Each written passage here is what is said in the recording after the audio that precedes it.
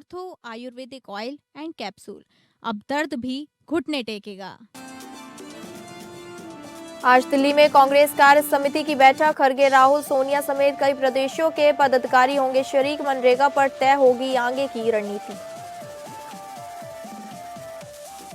माघ मेले को लेकर सीएम योगी की हाई लेवल मीटिंग। सीएम योगी ने माघ मेले को लेकर बैठक में की चर्चा। सीएम योगी ने कहा, स्नान पर्वों पर किसी तरह का वीआईपी प्रोटोकॉल ना दिया जाए।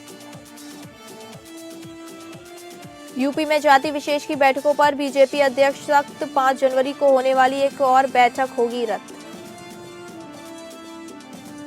बीजेपी के पूर्व विधायक कुलदीप सिंह सेंगर बड़ी परेशानी। उन्नाव रेप केस में दिल्ली हाईकोर्ट के फैसले को सुप्रीम कोर्ट में सीबीआई ने दी चुनौती। कहा, जमानत रद्द करने के एससी के फैसले की एससी करे न्यायिक समीक्षा।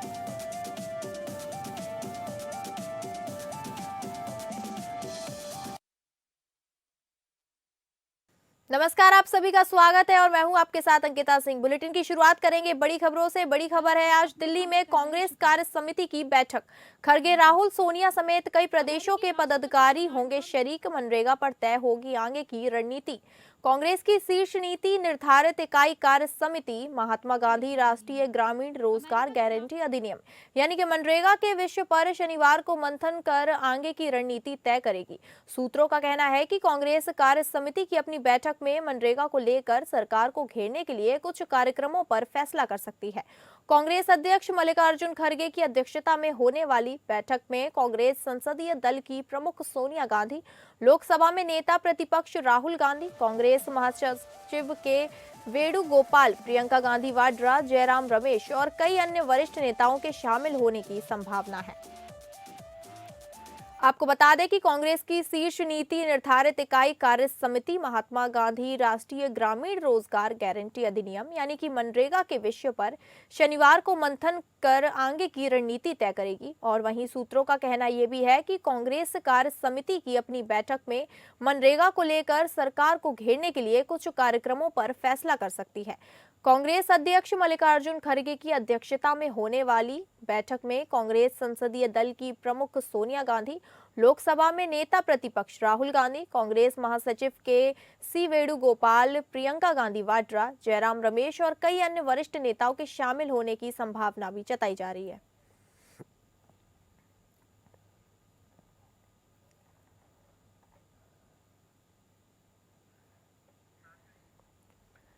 ज्यादा जानकारी के साथ हमारे इनपुट हेड मनीष राज सिंह हमारे साथ जुड़ गए हैं। मनीष, ये बताइए कि इस बैठक में क्या लगता है, क्या होने वाला है? जो कांग्रेस नीति बना रही है उसको लेकर क्या होगा? देखिए, जब से लोकसभा और राज्यसभा में पास होने के बाद राष्ट्रपति के हस्ताक्षर से बीवीजीआरएमजी अधिनियम एक कानून बन गया है और उसने मनरेगा का नाम परिवर्तन कर दिया है वर्तमान सरकार के द्वारा। उसके बाद से ही कांग्रेस पार्टी जोरदार तरीके से इस पर अपना विरोध जता रही है, संसद के अंदर भी और संसद के बाहर भी। पिछले दिनों जो सोनिया गांधी ने बयान जारी किया था कि मनरेगा का नाम बदलना एक तरह से मनरेगा पर मोदी सरकार का बुलडोजर चलाना है, तो यह इसी मुद्दे को लेकर आज जो सबसे बड़ी संभावना है कि सीडब्ल्यूसी की बैठक में चर्चा होने जा रही है।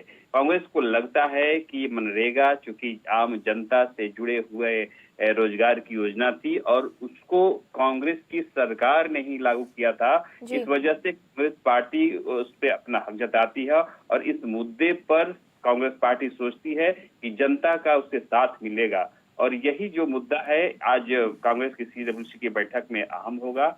इस बैठक में सलमान खुर्शीद, आनंद शर्मा, कांग्रेस केंद्रीय मंत्री पी चिदम्बरम, सोनिया गांधी, प्रियंका तमाम जो कांग्रेस के बड़े नेता हैं वो शामिल होंगे।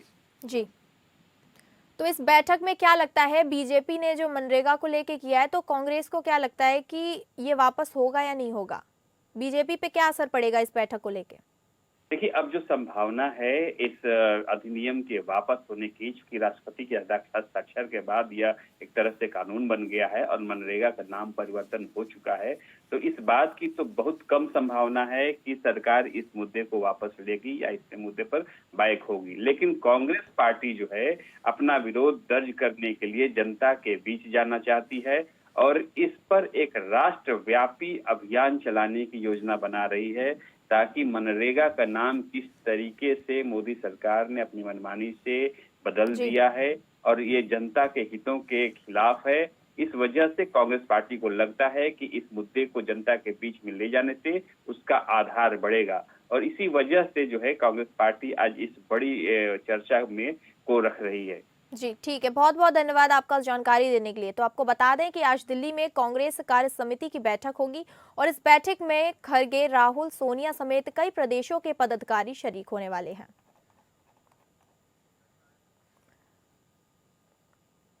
तो रुक करते हैं अगली बड़ी खबर का। अगली बड़ी खबर है लखनऊ से इस वक्त की बड़ी खबर। माघ मेले को लेकर सीएम योगी की हाई लेवल मीटिंग। सीएम योगी ने माघ मेले को लेकर बैठक में की चर्चा। सीएम योगी ने दिए कई दिशा निर्देश। स्नान पर्वों पर कोई वीआईपी प्रोटोकॉल नहीं होगा। स्नान पर्वों पर किसी तरह का वीआईपी प्रोटोकॉल ना दिया जाए, बोले सीएम। माघ मेले को लेकर सीएम योगी की high level meeting. Uttar Pradesh के मुख्यमंत्री योगी आदित्यनाथ ने कहा कि माघ मेला केवल आस्था का आयोजन नहीं बल्कि भारत की सनातन परंपरा, सामाजिक अनुशासन और प्रशासनिक दक्षता का सजीव उदाहरण है। उन्होंने कहा कि मेले में देश विदेश से आने वाले श्रद्धालुओं को सुरक्षित, स्वच्छ और सुव्यवस्थित वातावरण उपलब्ध कराना सरकार की सर्वोच्च प्राथमिकता है। वहीं मुख्यमंत्री ने अपने सरकारी आवास पर एक उच्च स्तरीय बैठक में प्रयागराज में आयोजित होने वाले माघ मेला 2026 की तैयारियों की विस्तृत समीक्षा के बाद कहा कि संगम पर कल्पवास, स्नान और साधना की परंपरा भारतीय संस्कृति चेतना की आत्मा है। इस वर्ष 15 से 25 लाख श्रद्धालु केवल कल्पवासी होंगे। राज्य सरकार द्वारा जारी एक बयान के मुताबिक महाकुंभ के सुव्यवस्थित आयोजन के बाद माघ मेला 2026 को लेकर देश और दुनिया में विशेष उत्साह है। ये मेला समाज को संयम, समरसता और देश सेवा का संदेश देता है। उन्होंने ये भी कहा कि सभी विभाग आपसी समन्वय के साथ समयबद्ध ढंग से कार्य पूर्ण करें। माघ मेला 2026 ऐसा आयोजन बने जिसमें आस्था, सुरक्षा, स्वच्छता, नवाचार और संवेदनशील प्रशासन सभी का संतुलित और प्रभावी स्वरूप दिया जाए।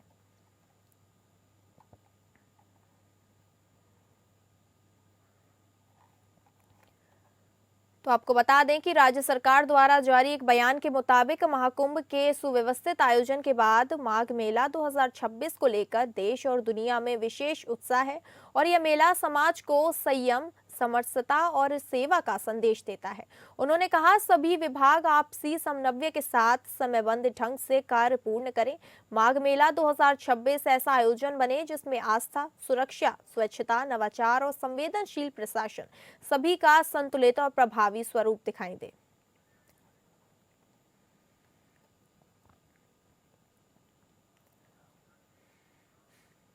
तो अगली बड़ी खबर का रुख करेंगे जो आ रही है प्रयागराज से माघ मेला को लेकर बड़ी खबर। काम रुकने पर तीर्थ पुरोहितों का हंगामा। बेटे ने पेट्रोल छिड़कर आत्महत्या का किया प्रयास। 3 जनवरी से होगा शुरू कल्पवास। माघ मेला क्षेत्र में काम रुकवाने पर तीर्थ पुरोहित नाराज हो गए। आक्रोशित तीर्थ पुरोहितों ने प्रयागराज मेला प्राधिकरण कार्यालय पर घंटों हंगामा किया। इस बीच एक तीर्थ पुरोहित के बेटे ने अपने ऊपर पेट्रोल छिड़ककर आग लगाने की कोशिश की। इससे हड़कंप मच गया। लोगों ने उसे पकड़ लिया। मेला कार्यालय पर रात 12 बजे के बाद तक तीर्थ पुरोहित एकत्र होकर नारेबाजी करते रहे। उप मेलाधिकारी विवेक शुक्ल सहित कई अधिकारियों ने उन्हें शांत भी करवाया। माघ मेला क्षेत्र में 3 जनवरी से कल्पवास शुरू होगा। गृहस्थ लोग तीर्थ पुरोहितों के शिविर में कल्पवास करेंगे। अब की भूमि वितरण में काफी विलंब होने से तीर्थ पुरोहितों में पहले से नाराजगी थी। इधर भूमि वितरण के बाद उसमें टेंट, शौचालय, बिजली आदि लगाने का काम चल रहा है। मेगा क्षेत्र के सेक्टर 6 के उत्तरी पटरी में राई पंडा को जमीन मिली है। वह शुक्रवार को काम करवा रहे थे कि शाम को अमीन ने उसे रुकवा दिया। इससे वह नाराज हो गए। वहां काफी कहासुनी हुई। कई तीर्थ पुरोहितों रात 10 बजे के बाद मेला प्राधिकरण कार्यालय पहुंचकर हंगामा करने लगे। तीर्थ पुरोहितों की भीड़ बढ़ने पर पुलिस और पीएसी के जवानों को बुला लिया गया। बाहर के लोगों को रोकने के लिए मुख्य द्वार को बंद करवा दिया गया। इस बीच बच्चे पंडा ने अपने ऊपर पेट्रोल छिड़क लिया। प्रयागवाल सभा के अध्यक्ष प्रदीप पांडे का कहना है कि अमीन के गलत बयानबाजी की थी, जिसकी वजह से विवाद और बढ़ गया। प्रशासन ने स्पष्ट कर दिया कि किसी की जमीन नहीं काटी जाएगी, न काम रुकेगा। इससे तीर्थ पुरोहितों संतुष्ट हो गए हैं।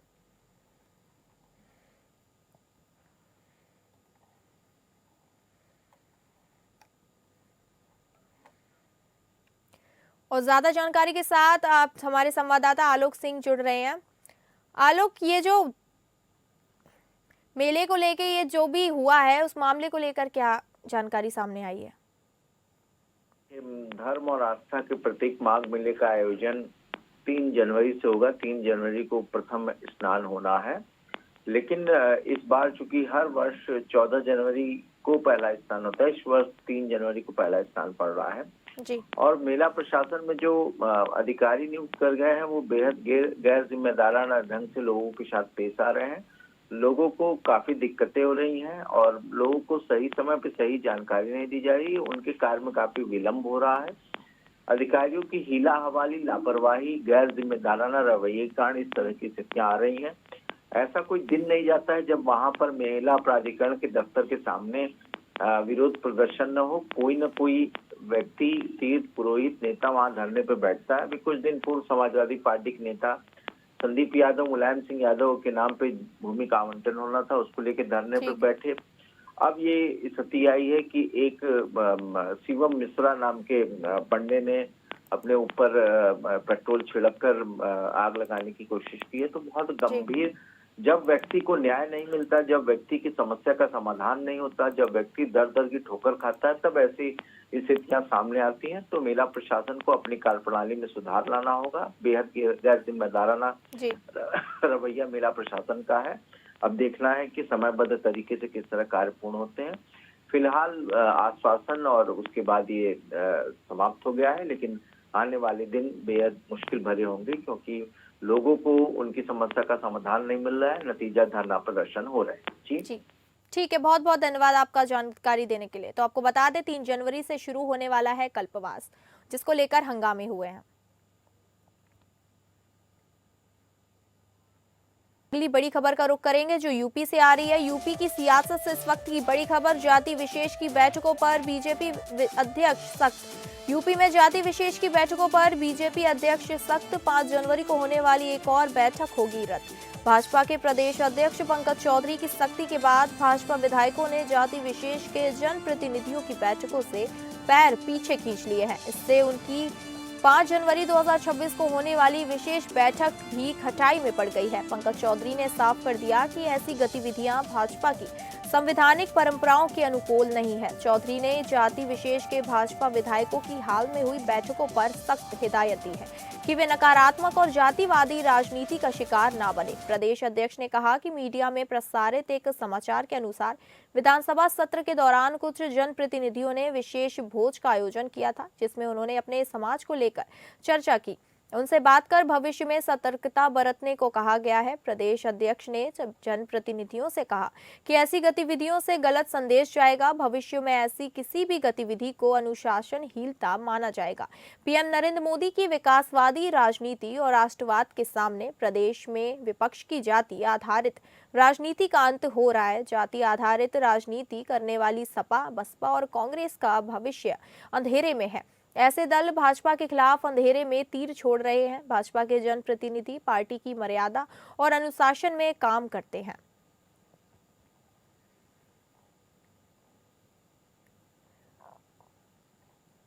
आपको बता दें प्रदेश अध्यक्ष ने जनप्रतिनिधियों से कहा है कि ऐसी गतिविधियों से गलत संदेश जाएगा। भविष्य में ऐसी किसी भी गतिविधि को अनुशासनहीनता माना जाएगा।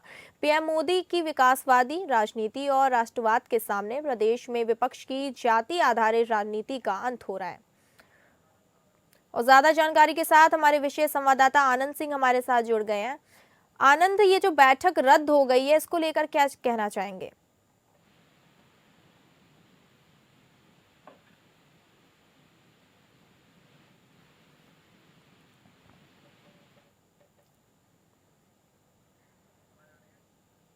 आनंद, आपको हमारी आवाज आ रही है?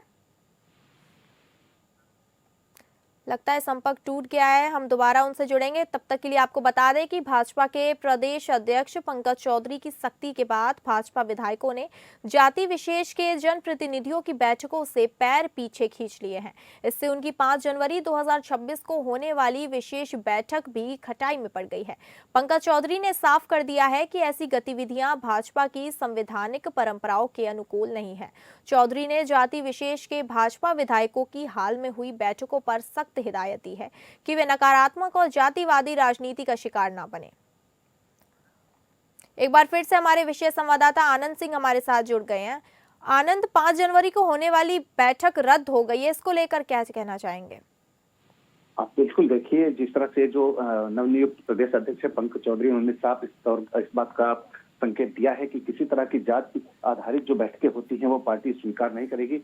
जो ये घटना हुई थी अभी जब शीतकालीन सत्र चल रहा था उत्तर प्रदेश विधानमंडल का, उस दौरान आपने देखा होगा कि सहभोज एक आयोजित किया गया था, जिसमें भारतीय जनता पार्टी और तमाम भारतीय जनता पार्टी के जो तमाम ब्राह्मण विधायक थे वो एक जगह बैठक में इकट्ठा हुए थे।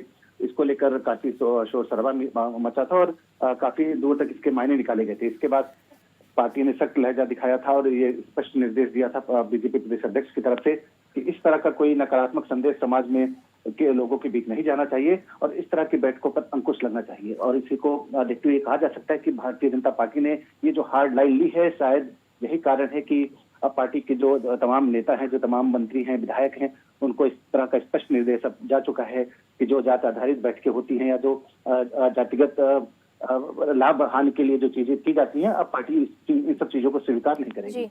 जी ठीक है, बहुत बहुत धन्यवाद आपका जानकारी देने के लिए। तो आपको बता दें कि बीजेपी ने अपनी 5 जनवरी को होने वाली बैठक को रद्द कर दिया है।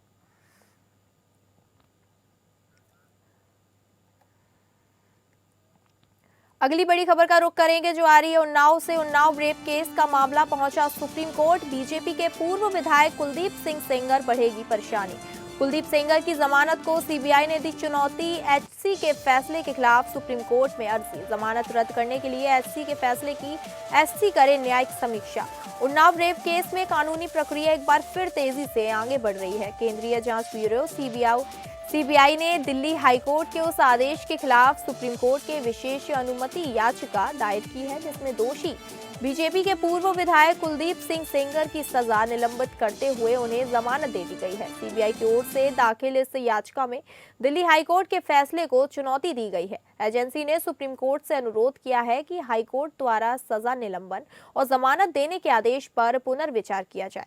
इस मामले में अब शीर्ष अदालत ही अंतिम निर्णय करेगी। हाल ही में दिल्ली हाईकोर्ट ने उन्नाव के रेप केस में कुलदीप सिंह सेंगर की सजा निलंबित करते हुए उन्हें जमानत दी है। इस फैसले के बाद यह मामला फिर से सुर्खियों में आ गया है। सीबीआई ने इस आदेश के खिलाफ कानूनी लड़ाई जारी रखते हुए सुप्रीम कोर्ट का रुख किया है। एजेंसी का मानना है कि इस आदेश से न्याय की प्रक्रिया प्रभावित हो सकती है। सीबीआई की इस कानूनी पहल का मकसद है कि उच्च न्यायालय के फैसले की न्यायिक समीक्षा हो और यदि आवश्यक हो तो उसे रद्द किया जाए। और ज्यादा जानकारी के साथ हमारे संवाददाता विवेक सिंह चंदेल हमारे साथ जुड़ गए हैं। विवेक, इस पूरे मामले को लेकर क्या और जानकारी सामने आ रही है? सुप्रीम कोर्ट में क्या फैसला लिया जा सकता है? क्योंकि जो दिल्ली हाई कोर्ट का फैसला है इसको सीबीआई की तरफ से चुनौती दी गई है, पीड़िता की तरफ से भी कहा जा रहा है कि वो इसको चुनौती देगी। वहीं इन हाई कोर्ट के फैसले पे इन दोनों के पहले ही 2 वकीलों ने सुप्रीम कोर्ट में याचिका दाखिल की है और आर्टिकल 136 के तहत दाखिल करके कहा है कि जो दिल्ली हाई कोर्ट का जो फैसला है, यानी कि जो उसके कुलदीप सिंह सेंगर को जो सजा है उसको पर निलंबित करते हुए उसको जमानत दे दी गई है, उस पर रोक लगाया जाए और उनकी याचिका को सुनवाई के लिए कंसीडर किया जाए। वहीं दूसरी तरफ सीबीआई की तरफ से जो याचिका दाखिल की गई है उसमें ये कहा गया है कि जो दिल्ली हाई कोर्ट है उसने जो पॉस्को जो एक्ट है उसके तहत जो सेफगार्ड दिए गए थे उन सेफगार्ड को कमजोर करने का काम किया है। क्योंकि दिल्ली हाई कोर्ट ने ये कहा कि जो कुलदीप सिंह सेंगर जो पूर्व विधायक है ये पब्लिक सर्वेंट की कैटेगरी में नहीं आता, इस वजह से जो उसके ऊपर पॉस्को की सेक्शन 5C है वो उसके ऊपर लायबल नहीं होते और इस वजह से उसको इसके लिए दोषी नहीं ठहराया जा सकता है और ये उसको जमानत दी जाती है।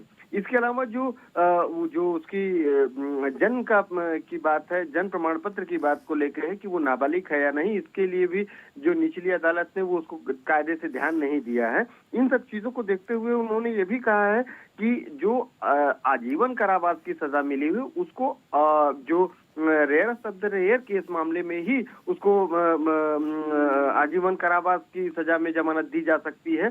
तो जो हाई कोर्ट है उस हाई कोर्ट ने कई चीजों को ऐसी चीजों को ध्यान नहीं रखा है जिसके आधार पर जमानत दी है। तो एक बात हम और आपको स्पष्ट कर दें कि चूंकि जो कुलदीप सिंह सेंगर है, इन्हें इलाहाबाद माफ कीजिएगा दिल्ली हाईकोर्ट में 2 याचिकाएं दाखिल की थी। पहली याचिका जो 2020 में दाखिल की गई थी, उसमें उसने दोष सिद्धि पर रोक लगाने की मांग की थी, जिससे उनको सजा मिल रही है, जो सजा दी जा रही है उस पर रोक लगाई जा सके। वहीं दूसरी जो 2022 में एक याचिका दाखिल की, जिसमें जो उनको सजा मिली है उसको रद्द करने की मांग की गई थी।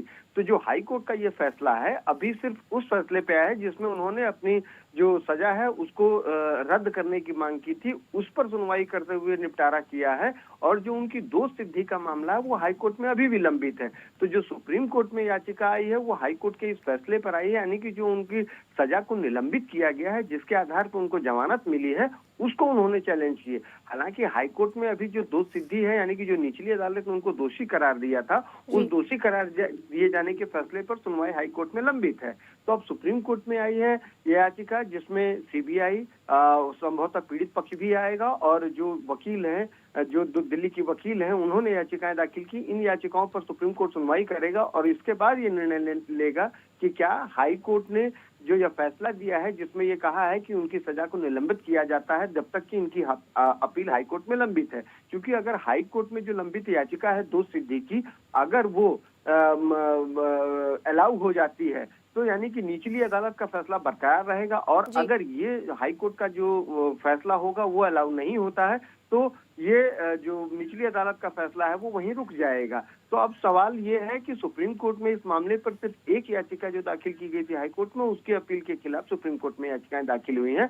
अब सीबीआई की दलील और जो पीड़ित पक्ष हैं उनकी दलीलों को सुनने के बाद सुप्रीम कोर्ट इस पर निर्णय करेगा कि क्या हाई कोर्ट के फैसले को बरकरार रखा जाए या जो हाई कोर्ट का फैसला उसमें तब्दीली करते हुए जमानत को रद्द किया जाए। ठीक है, बहुत बहुत धन्यवाद आपका जानकारी देने के लिए। तो आपको बता दें कि उन्नाव रेप केस मामला अब सुप्रीम कोर्ट में पहुंच गया है, जिससे कुलदीप सिंह सेंगर की मुश्किलें जो है वो बढ़ती हुई नजर आ रही हैं। तो फिलहाल इस बुलेटिन में इतना ही।